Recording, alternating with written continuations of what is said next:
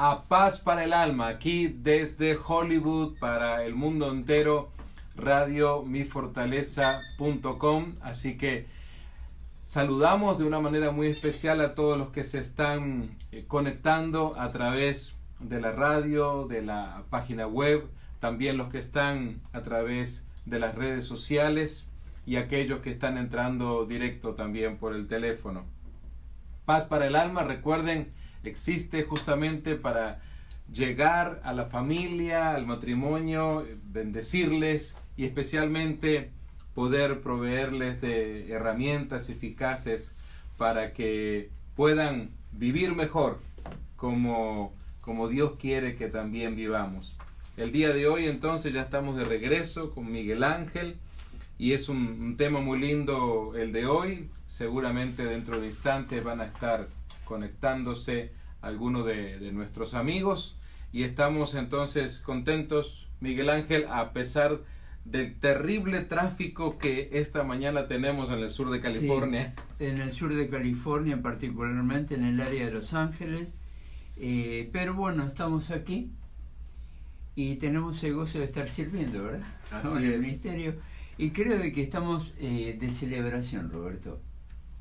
Sí, porque en estos días, no tengo presente en este momento la fecha exacta, pero cumplimos un año de estar aquí en Radio Mi Fortaleza gracias a el apoyo incondicional de nuestro hermano Esteban y también de todos aquellos hermanos y amigos que nos siguen. Y tú sabes que yo me estuve despidiendo hace poco, un día que tú estuviste ausente. Ajá. Pero el hermano Esteban nos está apoyando para que continuemos y también fueron muchos los hermanos que reaccionaron y ¿Reaccionaron bien? reaccionaron bien. Bueno, ¿quieren que sigamos? Quieren que sigamos, a pesar de todo. A pesar de todo. Sí, Ustedes son muy buenos, de veras, son gente muy buena. sí, o sea, ahí vemos la misericordia, La de Dios, ¿no? misericordia y el amor de Dios. Y precisamente estamos hoy para hablar de las 7 decisiones, 7 un libro decisiones. muy reconocido.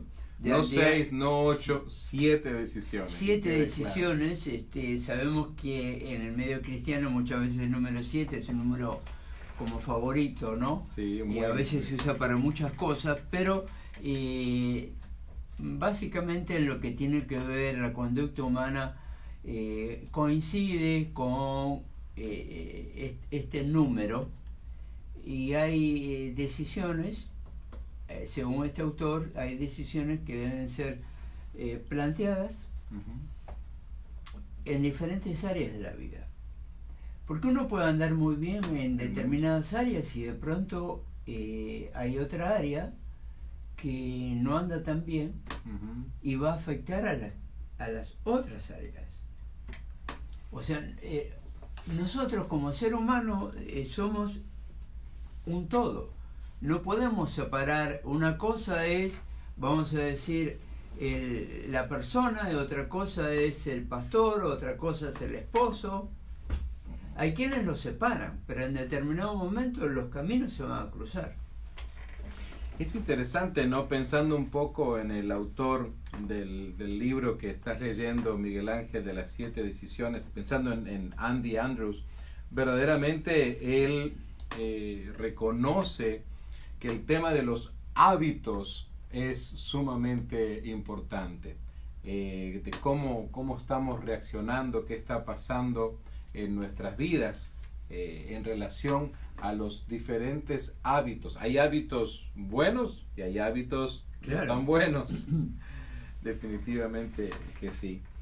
Y ahora me gusta que el autor se hace algunas preguntas, por lo menos hay como unas 7 preguntas, y estas preguntas son muy buenas porque generan el diálogo para que también usted que nos está escuchando pueda pensar en esto. ¿Qué es lo primero que usted hace, por ejemplo, cuando está deprimido? ¿Hay algo que lo deprimió? ¿Una mala noticia?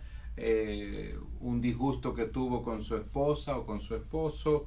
¿Un disgusto por sus hijos? ¿En su trabajo algo pasó y viene y causa un estado de depresión, vamos a decir, se siente deprimida o deprimido por esa situación. No estoy hablando de un caso de depresión crónico o donde ya a usted le han diagnosticado con un problema de depresión, sino nos referimos en esta pregunta a cuando hay algo justamente que le causa a usted ese estado de depresión. ¿Qué es lo primero que usted hace entonces? Piense un momento, en un segundito, ¿qué es lo primero que usted hace? En segundo lugar, otra de las preguntas justamente de Andy Andrews es: ¿cuál es la decisión más importante que alguna vez ha tomado en su vida? Esta está más fácil, ¿verdad? A veces podemos dar varias, pero ¿cuál es la decisión más importante que usted ha tomado en su vida? Si quiere vamos avanzando en algunas preguntas para bueno. No abrumar a nuestros oyentes, si no me parece tengo bien. Muchas preguntas. Y ¿sabés qué me viene a la mente? ¿Qué es lo que usted hace cuando está deprimido? ¿Te acuerdas de Elías? Elías, el profeta. ¿Podemos decir que estaba en derrota él? Increíble, él tal vez tenía ese estado, ese sentimiento de derrota, ¿no?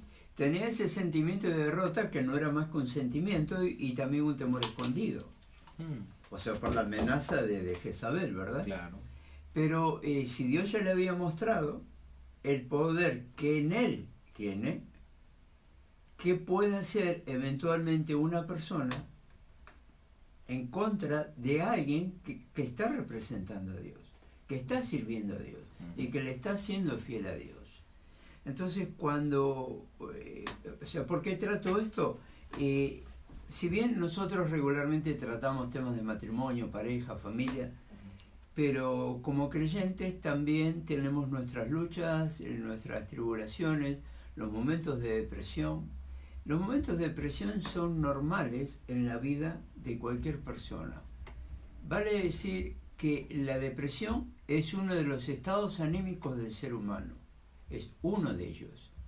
Nadie está exento de la depresión. Hay situaciones que aún el mismo Señor Jesús se conmovió y sintió pesar. Cuando estamos hablando de pesar, estamos hablando de un estado de depresión. Cuando hay congoja, cuando hay dolor, aún por el dolor ajeno.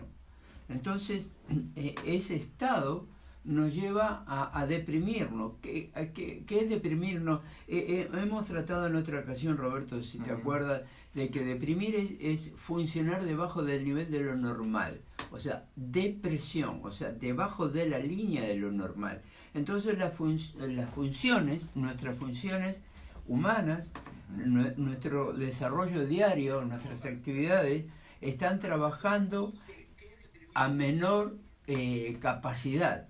No digo velocidad, pero sí a menor capacidad, aunque también nos cuesta desarrollar pensamientos, ideas, conceptos, o contestar preguntas, interrogantes, tomar decisiones precisamente. Por eso esta es la primera pregunta. Sí. Es ¿qué hace usted de lo primero que hace cuando está deprimido? O sea, porque la depresión causa un estado como de shock y uno queda como neutralizado. Como que se mete en una caja la persona, ¿no? Donde piensa que nadie le puede ayudar, que nada puede salir mejor, que lo que le ha sucedido es lo peor de la vida. Es decir, se rodea, siente que es bombardeada o bombardeado por un montón de pensamientos que todos son negativos. Pareciera, en un estado de depresión, nada parece ser positivo. Estar en un pozo. ¿Te acuerdas de José? O sea, estaba en un pozo, o sea, pero es Dios el que lo saca. Me gusta Daniel, que también estuvo en un pozo diferente, ¿verdad? Pero me gusta que podríamos pensar que en un momento dado él también podría haber entrado en un estado de depresión, no decir, bueno, pero ¿por qué me está pasando esto? He sido fiel a pesar de todas las situaciones que he vivido, a pesar de mis enemigos, y ahora estoy acá a punto de ser devorado por los leones. Sin embargo, toma una ruta distinta en cuanto a esa línea de pensamiento que él tiene, porque está tan seguro en quien ha creído que Correcto. al siguiente día, ¿verdad? Cuando el rey desesperado pregunta, Daniel, el Dios al que sirves, te ha guardado, ¿verdad? Y él responde. Que creo, en ese sentido, creo que la depresión puede estar presente, sí, en la persona. No obstante, lo que se debe tomar en cuenta es qué respuestas das a ese estado. Claro. ¿Me dejo llevar por la depresión? ¿O la estoy cargando en mi corazón, pero estoy haciendo lo que debo hacer? ¿Cómo reacciono, verdad? Es la acción que sigue inmediatamente al tema de depresión. Y mira, los dos ejemplos que pusimos, como siempre, igual Dios actúa. Dios puede actuar de una manera en que, como en el caso de José, de que parece que queda ahí como olvidado. Pero es Dios que está en control de eso. Hace que los demás piensen eso. Pero Dios ya tenía un plan para él.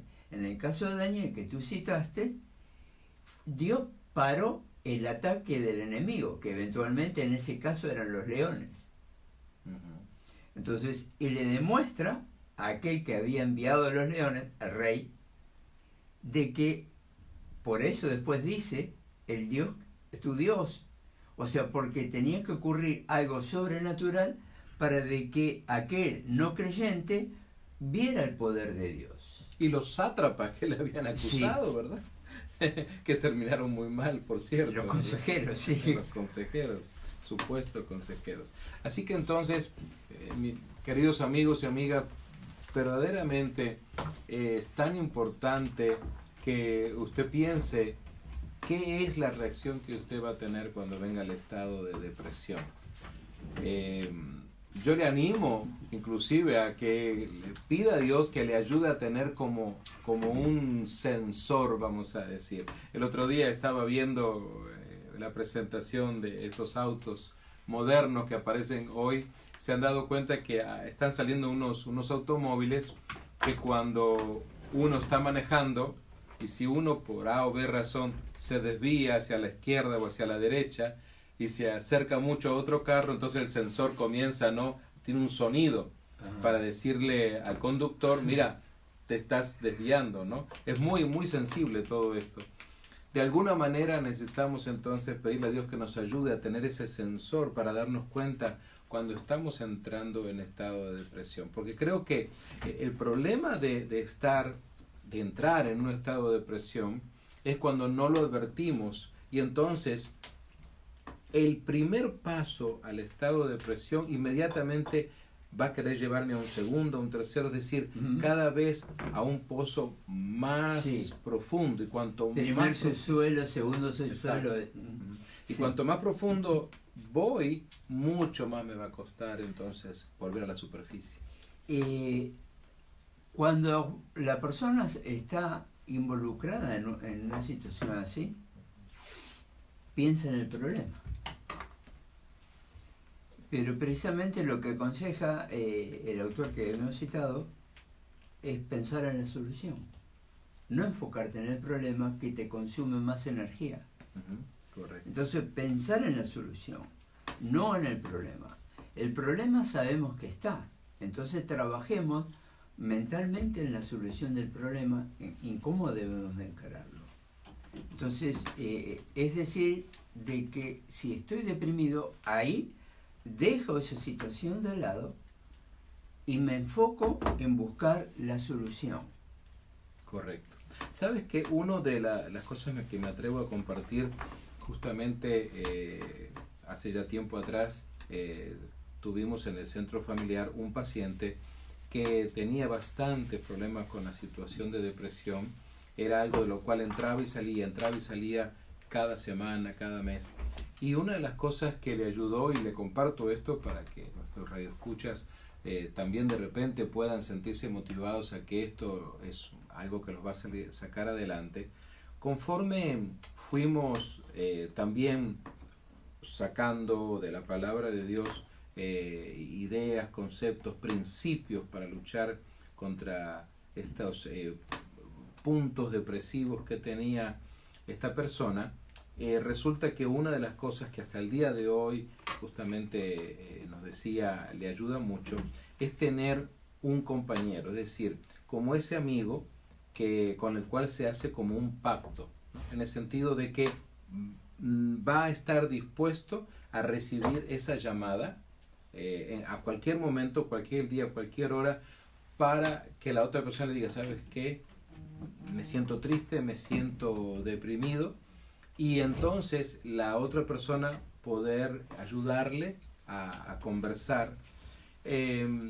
Lo que hicimos fue de que también, una vez que nos dijo que tenía a este buen amigo dispuesto a ayudarle, le dimos por escrito una serie de herramientas que la otra persona podía utilizar a la hora de conversar telefónicamente. Y esto comenzó, se sucedieron las primeras llamadas telefónicas, los primeros momentos en que el otro amigo, que ya había dado su palabra de que estaba dispuesto entonces a apoyarle, tuvo que entrar en acción. Y realmente nos dice el día de hoy que esto ha funcionado muchísimo, ¿no? Claro que aquí tuvo que entrar en la escena justamente una segunda persona, a esta amistad que estuvo dispuesto a acompañarle en este proceso. Y ahora hace ya mucho tiempo que no tiene un pozo depresivo, pero todavía obviamente continúan estas charlas con su amigo, aunque su amigo vive bastante lejos, en realidad fuera del estado, pero le ha ayudado muchísimo. Y vimos como una técnica, algo que no quiero decir que en todos los casos se pueda dar, pero lo comparto porque fue algo que ha funcionado en la vida de este paciente, y la verdad que hay muchas maneras que podemos enfrentar la depresión, pero esta es una de ellas, ¿no?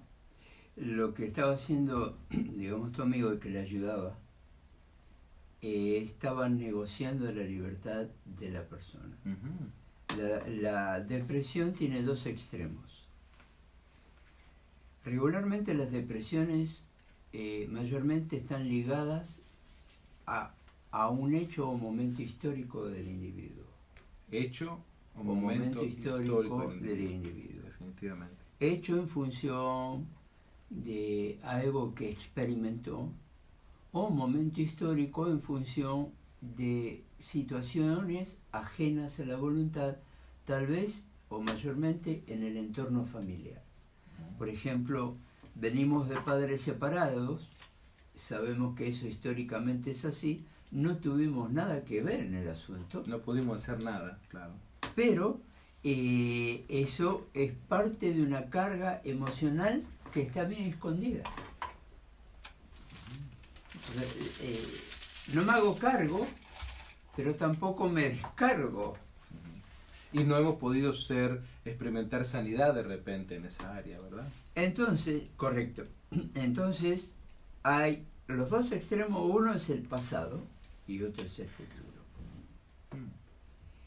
Entonces uno tiene que tomar la decisión, como hablamos al principio, de generar el cambio.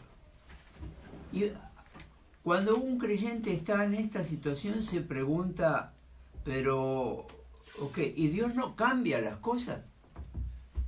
A ver, Dios quiere cambiar las cosas. Tal vez Dios está haciendo las cosas para cambiarlas, pero tal vez no le estamos dejando.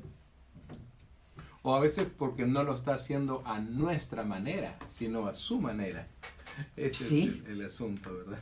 Entonces, sí, como que te acuerdas, bueno, como un cuento tipo chiste, ¿no? De que había como una inundación y entonces la persona que dirigía ahí aquella iglesia vio que la inundación venía y se sube el campanario. Entonces Dios le había hablado antes de que llegue el agua. Mira, va a llegar el agua, se va a inundar esta ciudad. Bueno, entonces me meto adentro y cierro la puerta. Pero el agua igual pasó a través de la puerta. Y bueno, y después otra vez, bueno, me voy a subir al campanario, pero el agua subió mucho, llegó hasta el campanario. Y mientras estaba ahí pasaban una gente con botecitos y le decían, oiga, venga, venga, súbase al bote. No, yo estoy esperando que Dios me va a sacar de esto. El agua lo tapó. Y se fue con el Señor. Entonces, allá le preguntó, ¿y por qué tú me dejaste? Yo te hablé una vez, 2 veces, 3 veces, tú no me escuchaste. Entonces, ¿qué es? Como tú dices, Dios obra en nosotros, pero nosotros le damos el lugar a Dios. Entonces, volvemos a lo de la carga. Si venimos de familias disfuncionales, y ambos conocemos esa situación, es una carga que llevas inconscientemente, pero depende de uno seguir cargándolo o no. Ahora, tú dirás, no, yo no la estoy cargando. No la estás cargando. Pero ¿y por qué de pronto hacemos cosas, como diría Pablo, no hago lo que quiero, sino lo que no quiero hago? Entonces ahí está trabajando el pasado. Correcto. A nivel inconsciente. ¿Sabes, Miguel, viene a mi mente algo que cuando hemos estudiado un poquito de psicología, hay algo que pasa en los seres humanos en relación a este asunto de depresión, especialmente si estos problemas han comenzado a temprana edad, sí, que también obviamente sucede, y hoy más que antes todavía. Tú sabes que algunos psicólogos le llaman el efecto elefante, y se me dio por investigar qué es eso del efecto elefante. Fíjate que una de las cosas que suceden, seguramente los que nos están escuchando alguna vez habrán ido a un circo, ¿no? Ahora ya está prohibido, pero hace muchos años atrás los circos tenían la oportunidad de tener animales en su show, sí, entre ellos a los elefantes. Y cuando uno entonces llegaba a esos lugares veía que los elefantes son enormes, pesan más de 1 tonelada, en fin, y hacen una serie de contribución al show, vamos a decir, ¿no? Con su fuerza, con su destreza, etc. Pero lo interesante de esto es que cuando termina el show, la gente se va. No sé si lo has hecho, pero yo una vez de pequeño, estábamos allá todavía en Buenos Aires, y cuando en el verano es muy largo, había 3 meses de vacaciones, y tener a un adolescente en la casa por 3 meses sin hacer nada es terrible. Sí. Así que entonces nos escapamos una vez a ver detrás del circo. Y una de las cosas que me impresionó es ver a esos animales tan grandes que tenían un grillete en la pata trasera. Un grillete grande, es como una argolla, sí, de metal, y con una cadena. Pero lo que más llamaba la atención es que esa cadena no estaba ajustada, digamos, a un cepo enorme, a una, sí, gran pared. Simplemente era una estaca que podría tener tal vez, no sé, unos... metro. Sí, algún metro, 90 centímetros de altura, nada del otro mundo, clavada en la tierra y listo, eso era todo. Un palito. Sí, algo que cualquiera hubiera pensado, bueno, con la fuerza que tienen estos animales... Con un soplido lo saca. Sí, solamente hace un pequeño movimiento con su patita, la arranca y se va, se sale del circo, sale corriendo. Pero sin embargo, estos animales estaban haciendo, nuestros hermanos que están en la radio no pueden verme, pero piénselo usted, como un movimiento, un vaivén, así, el elefante, para aquí, de izquierda a derecha, y eso era todo lo que hacían. Y llamaba la atención esto. Y uno de mis amigos le preguntó a uno de los que trabajaba ahí, óigame, pero ¿cómo puede ser que estos elefantes tan grandes, enormes, no sean capaces de escaparse? Si la estaca esa no creo que sea tan difícil de sacarla. Bueno, es cierto, para ellos sería fácil, pero ellos nunca lo van a hacer. ¿Pero por qué nunca lo van a hacer?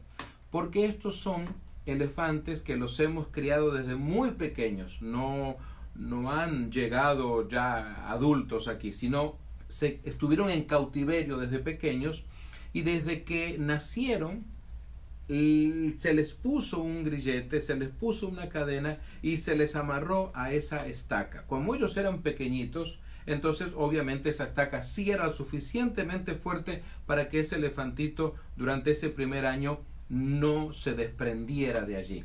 Así que entonces llega un momento en que ese elefante, que es un baby todavía muy joven, desiste de la idea de escaparse, porque dice, no, yo de acá nunca voy a salir, esta estaca siempre va a estar ahí.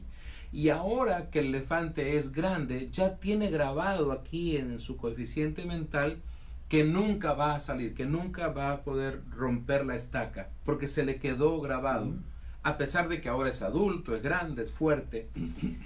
Por eso es que algunos psicólogos le llaman el efecto elefante, porque hay personas que aunque tienen todos los elementos, las condiciones y hasta conocimiento para salir adelante de su problema, sin embargo, el efecto elefante los hace estar amarrados a una estaca todavía, a algo que los sujeta, a pesar de que sí podrían salir adelante, pero siguen diciendo, yo no puedo, yo no voy a salir adelante con esta depresión, esto lo voy a tener por el resto de mi vida, así me voy a morir, etcétera, etcétera, etcétera. Tal cual. Escuchándote, Roberto, que es una excelente definición que estás dando, me imagino, dejando el elefantito, que es una muy buena ilustración, me imagino un árbol, o sea, la persona adulta, con un background, un pasado como el que estamos tratando, me imagino un árbol frutal sin fruta. Creció, se desarrolló, podemos decir maduró. ¿Tiene nombre de árbol frutal?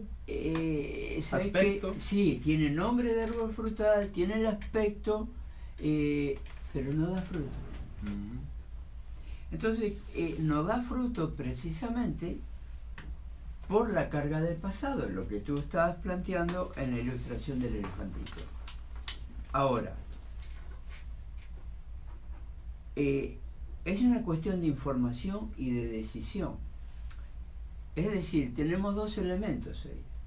Una es la información de nuestro pasado, que incluso, aunque hayamos estado presentes en las situaciones familiares de nuestro entorno al tiempo de nuestra crianza, pero no hemos sido totalmente testigos. O sea, no puede venir, por ejemplo, tu madre, nuestro padre, y decirte, mira, pasó tal cosa, así, así. Yo no sé. Yo no sé si lo que tú me estás diciendo es o no es. Porque eventualmente escucho dos campanas. Aparte, el hijo no tiene nada que ver en esa situación. Correcto. Es una situación del matrimonio.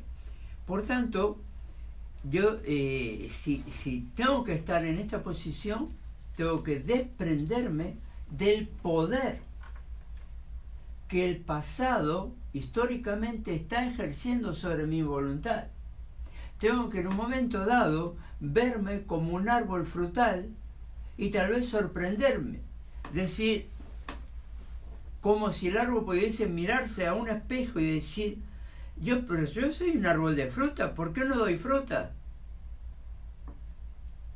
Definitivamente que sí. Entonces, no puedo cargar la responsabilidad que es de otra persona. No me puedo hacer responsable, no puedo comprarlo, hacerme propietario de esa situación, ¿verdad? ¿Y tú sabes qué otra condición causa esto más allá de la incapacidad de poder desarrollarse? ¿Tú has visto de que hay personas que les cuesta de pronto reír? Sí, conozco muchas personas con ese problema, es cierto. ¿Sabes que en nuestra mente, en nuestro cerebro, es tan perfecto, ¿no? Dios nos hizo tan perfecto que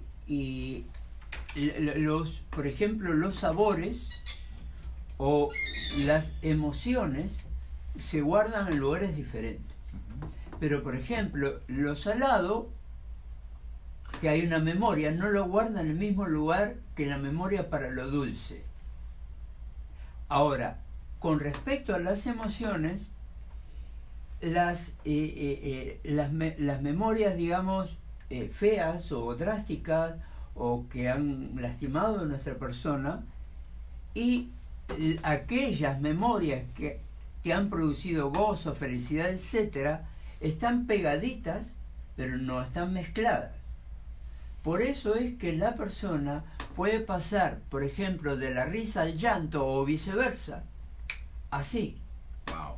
De manera...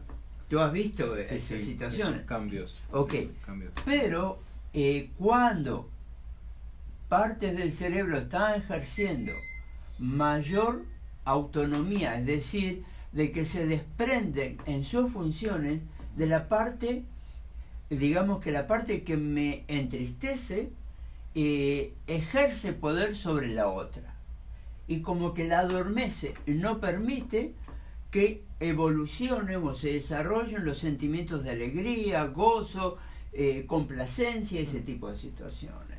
Por tanto, la persona que tiene elementos traumáticos desde su infancia y que no los ha superado, lo sigue arrastrando, y no solo que lo sigue arrastrando, podemos decir que voy a usar una palabra un poco dura, va a contaminar a su cónyuge, sea este hombre o mujer, cual sea el caso de la persona. Una situación tóxica. Es una situación tóxica.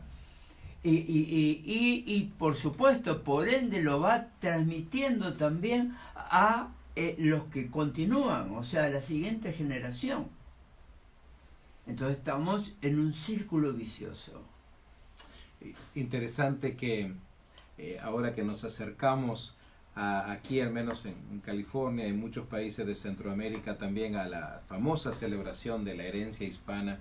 Este domingo en muchas partes de California se celebra esto, y hablando de esta herencia, pareciera ser entonces que también esta situación en cuanto al carácter, entonces a la personalidad, se va transmitiendo. Parece ser que hay como una herencia, porque uno descubre también con el paso del tiempo personas que tienen estos mismos síntomas, y cuando conversamos resulta que su papá y su abuelito también caminó por ahí, solo que ellos no recibieron nunca ayuda. Es un estigma. Sí. Que necesita, obviamente, romperse, en realidad. Detrás de eso hay escondido, vamos a llamarlo un fantasma. O sea, no estamos hablando de fantasmas de Hollywood, ¿verdad? Bueno, estamos en la ciudad de Hollywood precisamente, pero no. Ni tampoco el fantasma de la ópera. Sí. Uno de los fantasmas que se esconde detrás de estas características es el temor. Y el temor, vamos a decirlo así, es un personaje que se mantiene agazapado. Está escondidito. Procura esconderse, pero cuando sale determinadas situaciones, no se anima a dar el paso. No quiere salir de ahí.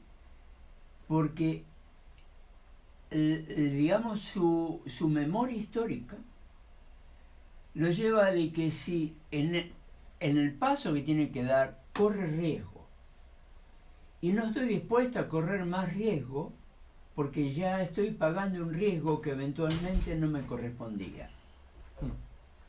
Pero todavía no es consciente de que no le correspondía, sino que se está haciendo cargo. Por eso, la figura que estamos planteando, que tú mismo has planteado, el niño, cuando crece en ese medio ambiente, se siente culpable de la situación de los padres. Y hasta se siente responsable. Por mi culpa está pasando esto. Entonces aparece el temor al fracaso. Sí. Es por eso que no se toman decisiones al respecto. He conocido personas, hemos tenido pacientes también en el centro de personas que, por ejemplo, no se han casado porque han llegado a creer que ellos fueron los culpables de que cuando esta persona tenía 4 o 5 años de edad, de que sus padres se divorciaran. Y en realidad, un niño de 4 o 5 años no puede ser el causante. más allá de repente que los padres puedan argumentar algo así. Pero en realidad los padres nunca argumentaron eso en una entrevista que tuvimos oportunidad de hacer. Pero esta persona, imagínate tantos años, ahora ya era una persona que había superado los 40 años y estaba con esa idea de que sus padres se habían roto su relación conyugal pensando, él se creía, que era por su culpa o por su existencia, vamos a decir. ¿Y cómo le afectó? Porque a pesar de que en una oportunidad tuvo una novia, una persona con quien podía haber formado una familia, pero obviamente esta muchacha ya habían pasado 7 años de relación de noviazgo y bueno, ya quería ver algo en concreto. Y este muchacho, que ahora ya era un adulto, no se atrevía, ¿no? Lamentablemente esa relación de noviazgo también se rompió porque él no se atrevió a tomar esa decisión, ¿no? De decir, sí, no, cómo no, nos vamos a casar, vamos a formalizar nuestra relación en el matrimonio. Y eso nunca sucedió. Cuando ya llega a nuestro consultorio, esa es una de las cosas que le ayudamos a descubrir, porque no se había dado cuenta de esto, de que esta situación de autoculpa que él tenía le estaba trayendo este problema, ¿no? Imagínate, tantos años pensando, amarrado, fíjate, con ese grillete y esa cadena, Sí. a una estaca que ni siquiera le pertenecía.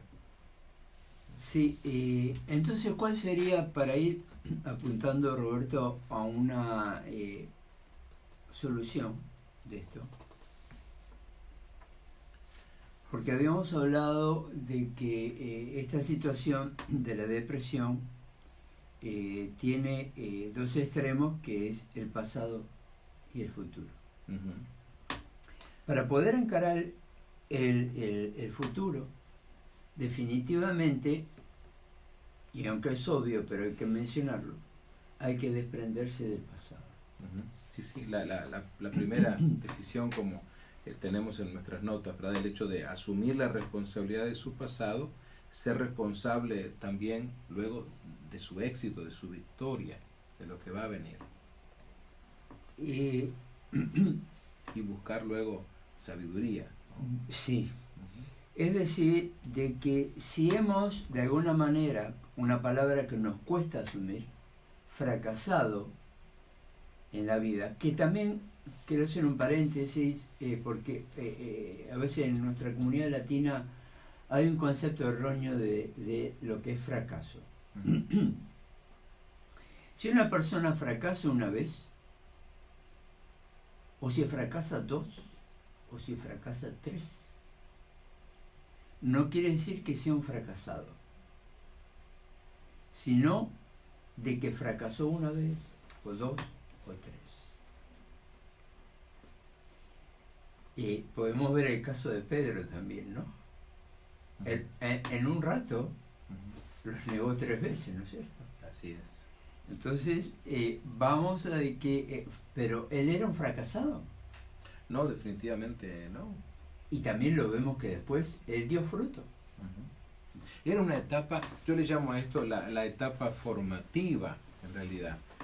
Tanto en el liderazgo como la vida de todo hombre, toda mujer, todos experimentamos etapas formativas. Ya sea que nos formemos con atributos buenos o nos formemos de repente de una manera no tan positiva.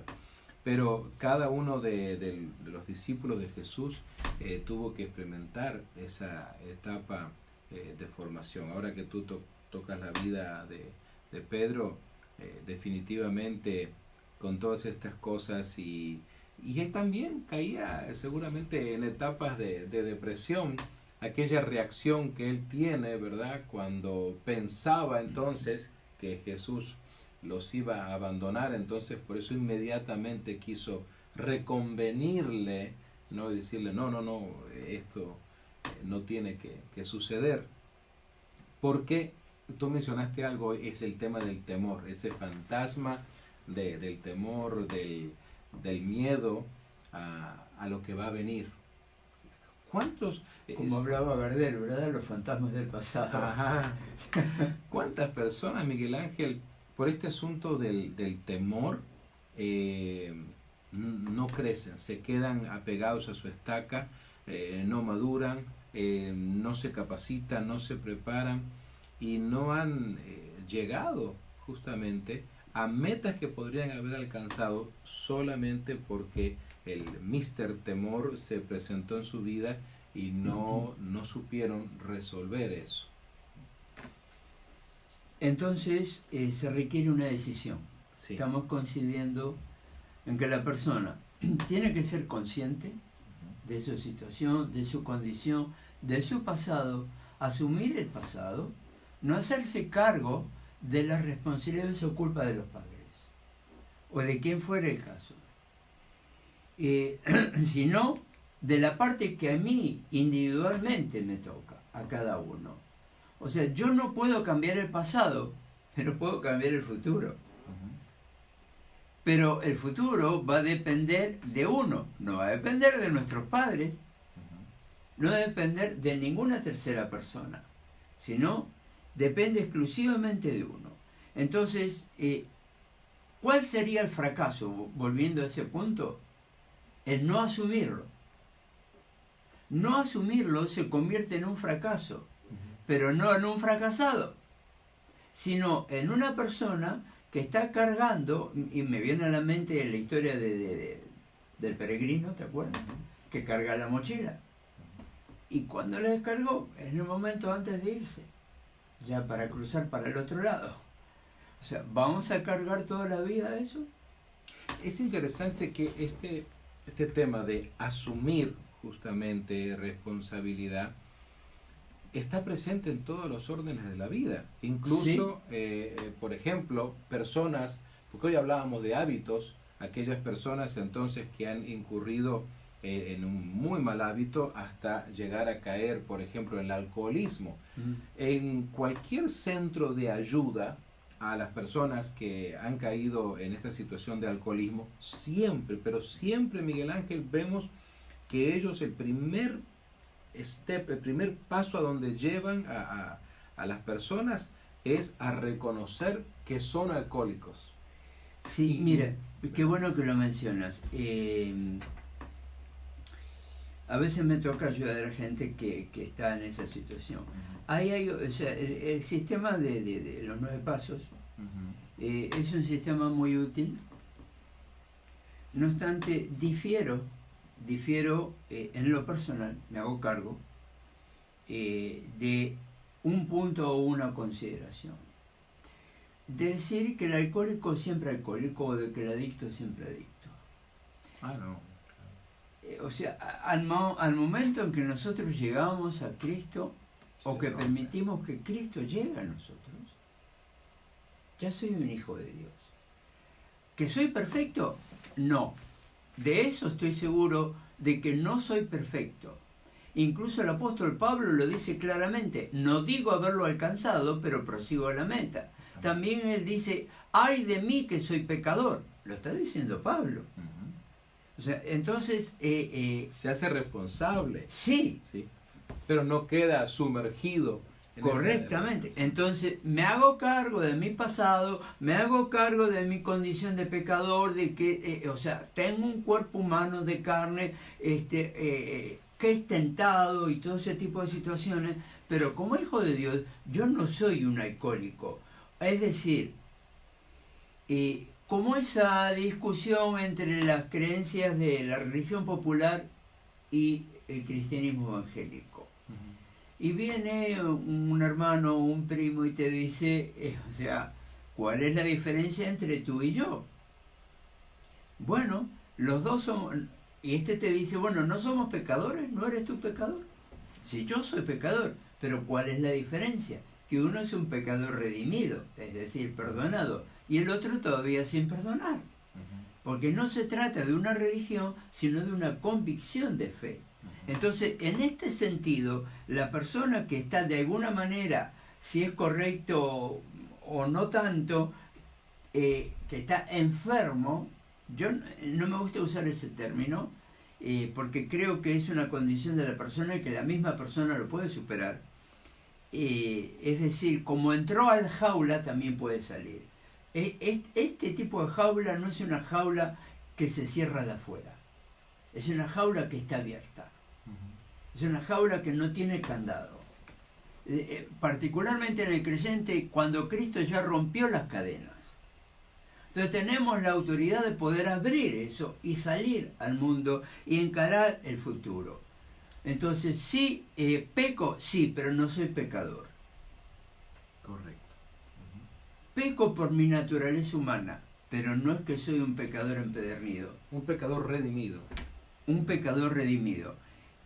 ¿Qué es lo que a qué nos lleva esto? De que cualquier persona en el punto en que se encuentre, por más profundo que sea el pozo en que te encuentres, siempre hay una posibilidad de poder salir. Primero, confiar en el Señor, pero a su vez hacer lo que tengas que hacer. ¿Estamos de acuerdo? Definitivamente. Hay varias decisiones que, por eso justamente el autor Andy Andrews menciona que hay varias decisiones que se tienen que tomar, no es solo una. También es el hecho de tener un corazón decidido, ¿verdad? La crítica, la condenación y la queja son, dice nuestro autor, criaturas del viento, ¿no? Van y vienen en el aliento desperdiciado de seres inferiores que no tienen ningún poder sobre mí. Y la verdad es que hay que entender esto, ¿no? Porque las personas a veces que están luchando y tomando estas decisiones para salir de los pozos depresivos, de los problemas que a veces los están bombardeando, lamentablemente sucede que se levantan justamente estos individuos alrededor de la vida de la persona que le critican, que le condenan. Me acuerdo bien a mi mente seguramente la historia de Job, ¿no? Él también podríamos decir que estaba en una especie de depresión, pero en un momento dado sus amigos comenzaron bien, pero luego lamentablemente Sí. no supieron perseverar en esa... La esposa ayuda. tampoco lo apoyó. Tampoco. Maldice tu día y muérete. Ujú. Terrible, la verdad, que quien quisiera estar en las sandalias de Job. Así que entonces esas son lo que Andrew llama esas criaturas del viento, ¿no? Porque al fin y al cabo no podemos dejar que estas críticas o actos condenativos se nos claven como dardos, ¿no?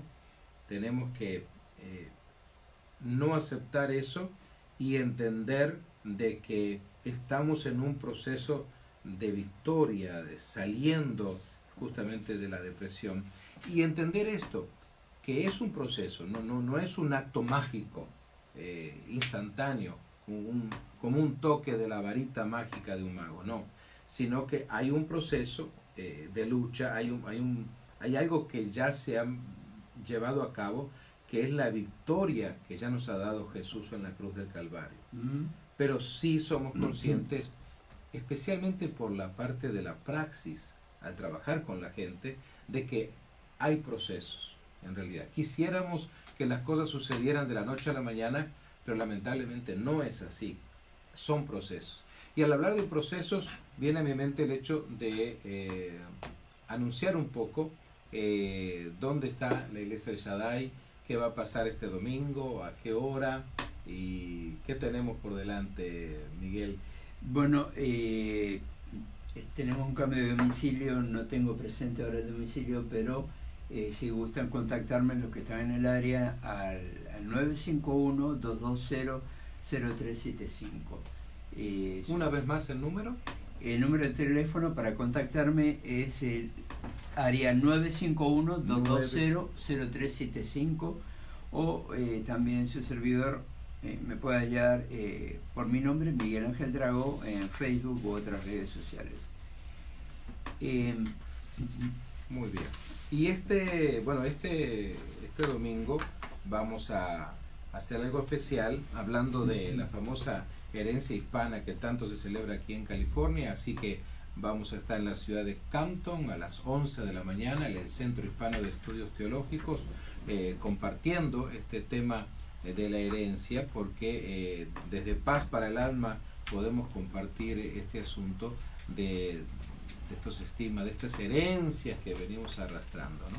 Y después entonces a la 1 de la tarde, entonces en la iglesia Nueva Esperanza Covenant Church en la ciudad de Simi Valley, recuerde el 4680 Alamo Street, allí les esperamos a la 1 de la tarde. El teléfono a llamar es el 805-336-3604, 805-336-3604. Estamos ya en los últimos minutos. Hoy les debemos la música.